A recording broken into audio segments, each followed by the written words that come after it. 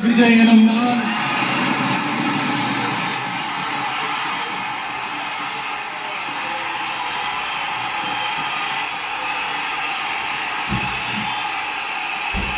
சட்டப்படி அமைக்கப்பெற்ற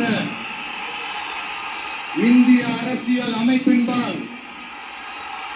உண்மையான நம்பிக்கையும் மாறா பற்றும் கொண்டிருப்பேன் என்றும் இந்திய நாட்டின் ஒப்பில்லாத முழு முதல் ஆட்சியையும் பொறுமையையும் நிலைநிறுத்துவேன் என்றும் தமிழ்நாட்டு அரசின் முதலமைச்சராக உண்மையாகவும் உளச்சான்றின் படியும் என் கடமைகளை நிறைவேற்றுவேன் என்றும் அரசியல் அமைப்பிற்கும் சட்டத்திற்கும் இணங்க அச்சமும் ஒருதலை சார்பும் இன்றி